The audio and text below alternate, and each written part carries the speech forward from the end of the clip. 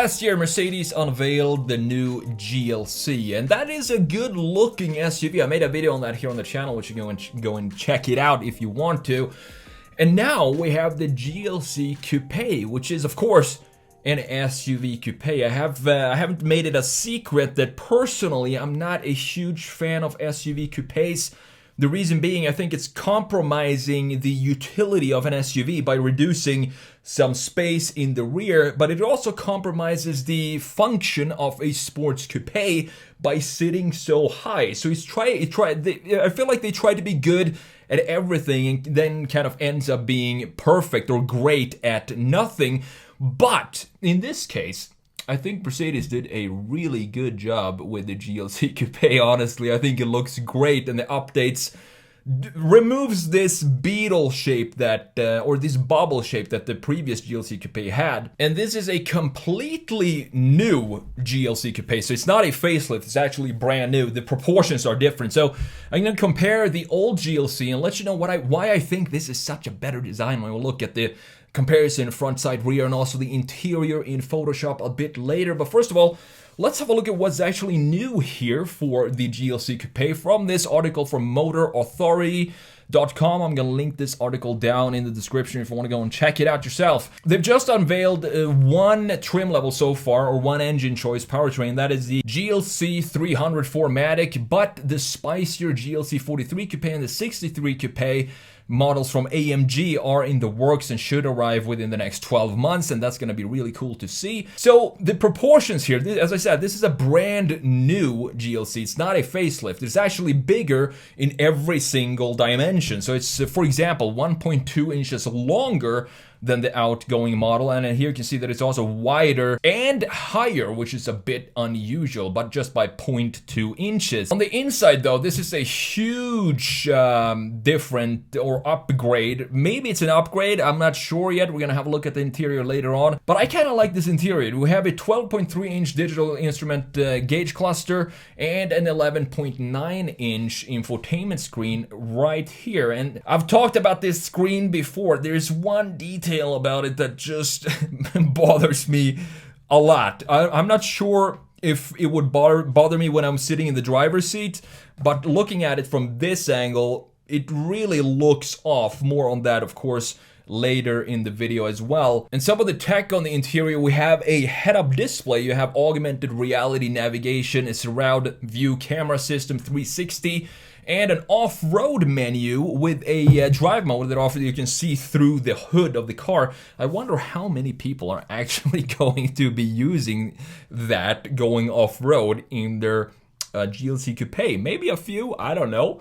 Then you have some very high-tech headlights as well. They can project warning symbols ahead of you, which is pretty cool. It feels a little Audi to me, where they have almost projectors where you can watch a movie just from the headlights. Insane what technology can do today. So the GLC 300 4MATIC is a 2-liter turbo paired with a mild hybrid system, and of course 4MATIC being all-wheel drive. You got 255 horsepower, but you can receive a temporary 23 horsepower boost from this hybrid system, and 0 to 60 takes about 6.2 seconds, which I think is decent for this type of vehicle. Top speed is 130 miles per hour. Now, the AMG versions later on, 43 Coupe is going to deliver around 402 horsepower, but the 63 SE Performance Coupe should have close to 700 horsepower. Unfortunately, they're not going to be V8s anymore. They're going to be 4-cylinder hybrids. Imagine if they had this hybrid system in combination with an AMG V8. Would that be close to like 1,000 horsepower or something? I guess we're never going to find out. So this is priced from $48,250. With that said, let's jump into Photoshop and let's have a look at the front, side, rear, and the interior of the GLC Coupe, the old one up top and the new one at the bottom. And I'm going to let you know why I think this is such a better design than the previous GLC Coupe. So the front end of the GLC Coupe, I have nothing against it. I think this looks really good. It looks like a Mercedes. I would probably want to have the grille being more of this smiley grille instead of this aggressive inverted grille that we have here. But other than that, I think it has a very elegant front end that is clearly a Mercedes, specifically with this big logo. The logo feels almost oversized in the GLC for some reason. It's so big in the center, but at the same time, it's going to give it a pretty strong identity. In the side, we're going to have a look at the side view more in the next bit here, but we have a clear shoulder line that goes right here, kind of fades out in the front and in the rear, and we have this line at the bottom as well. These wheels look kind of out of place, in my opinion, on this specific car. These are an option for Mercedes to have these wheels, but I definitely prefer the wheels that we have on the new one with these multi-spoke looking a lot more elegant. I'm not so sure about this chrome trim that we have going around the edge of the rim. I would probably want to have this in, as I said before, like black wheels. When you look at black wheels, you can't see clearly the design of the spokes, and I want to see the design of the wheel itself. Specifically when it's rolling, it just looks like a black hole in there. So what I would want to have here is have these same wheels, but probably in some gunmetal finish or something like that. Not just black, clear or gloss black spokes as we have right here with this silver outline. Still looks pretty good, specifically when you have an all black car like we have here. But looking at the changes in the front view, we have a completely new headlight that now continues and connects with the edge of the grille. The grille is new as well. I do like the design of this grille. It looks pretty similar to the previous generation,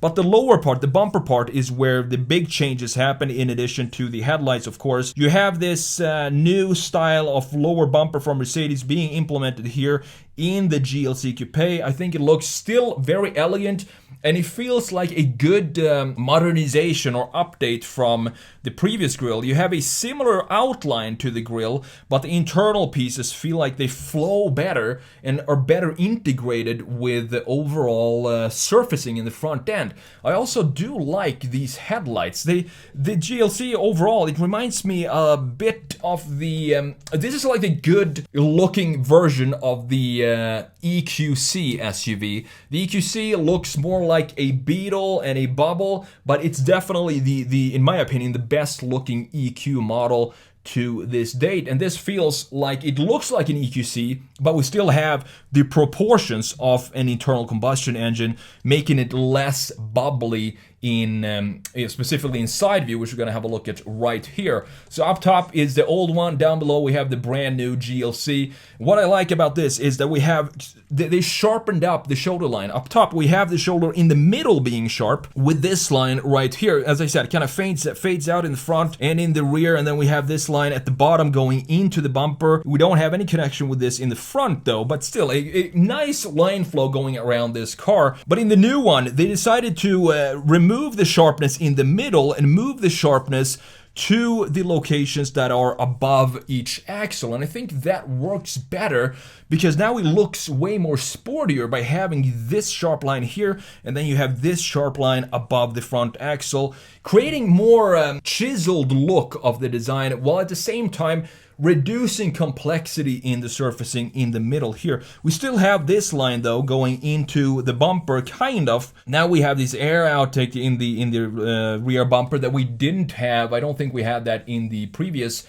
generation, but it still looks very good. And the roof line doesn't stretch as far as it does on the EQC, for example, where it goes all the way almost to this point and kind of melts into the hood. Here we have a clear definition of the hood, which is necessary when you have an internal combustion engine. Obviously, you need to fit the engine underneath there.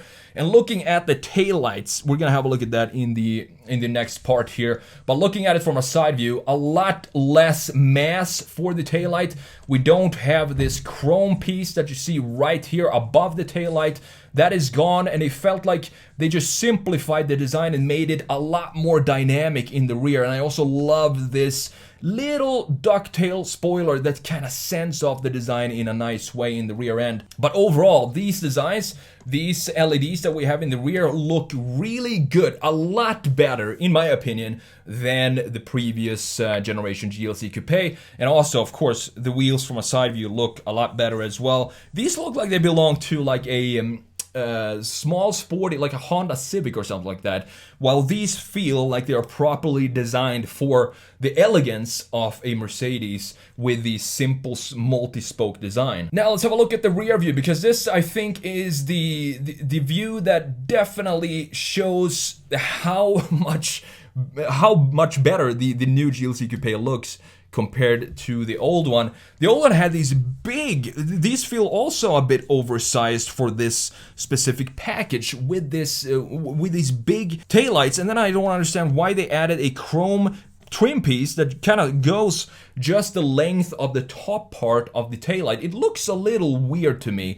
So having the new one being a lot sleeker, and I love this simple LED that has this new EQE shape to it, but in this version it looks a lot better than any EQE model in my opinion. It looks very clean and no additional trim pieces below or above the taillights like we had in the previous generation. They just cleaned everything up, and also this surfacing here is a lot cleaner, just straight down, and then we have a bit of an edge here and then a different angle, while in the previous generation there was a lot going on here and then going into the bumper, and then it goes out a little bit further. So everything seems like it's a lot simplified, and I like that in the new GLC Coupe. It also looks, as I said, very good in this black color. It makes the taillights stand out more in addition to these black wheels that we have on the new GLC. There's also some changes to the diffuser, as you can see in the lower part here.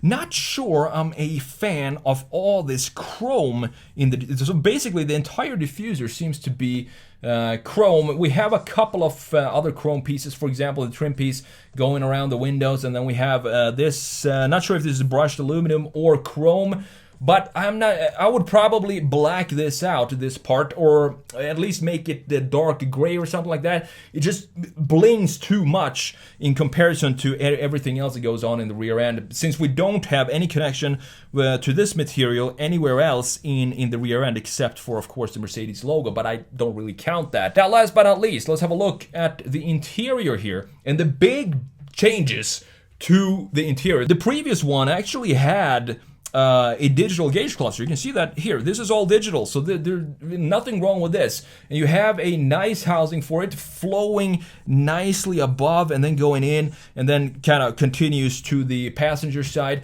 We do have this iPad that definitely looks way out of place. Doesn't look like it belongs here at all, just floating basically in midair, but it still looks pretty out of place. But other than that, I think it's a clean interior. You don't really need anything else than this. You have clear vents and some tactile buttons here for the most necessary controls, and I like the 3-spoke steering wheel that we have in the GLC Coupe. So looking at the new one, I love this steering wheel. It looks so much sportier and more modern and simplified. So I feel like they simplified both the exterior. You can see that we have more angles, for example, in this three spokes in the old steering wheel, but here they just decided to make it straight to the point and going straight horizontal and vertical down and to the sides with these controls on each side of the steering wheel. But now they decided to remove the housing for the gauge cluster and instead implement this display here. But in this version, I think I prefer these integration of the gauge cluster and the infotainment screen a lot better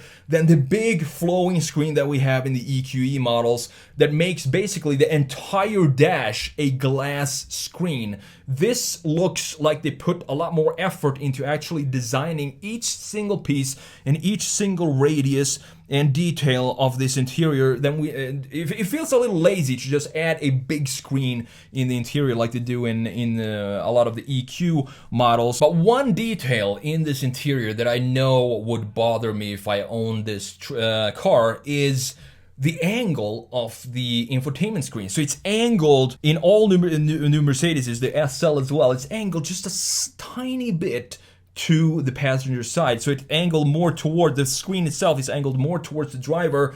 but it's angled in such a little degree that it feels like either you angle it more or you just keep it straight. This feels like it's almost like a mistake. They didn't make a clear decision. Should we have it angled or should we have it parallel and straight to the point? Here it's like in between and indecisive, but it still looks decently integrated in this clean board that we have in the centerpiece of the interior. So overall, I think the new interior is a good improvement over the previous one, specifically with this new gorgeous steering wheel that we have in the middle. So the new GLC SUV will go on sale as a 2023 model, but we're gonna have to wait a little bit longer for the GLC Coupe, which will come out as a 2024 model.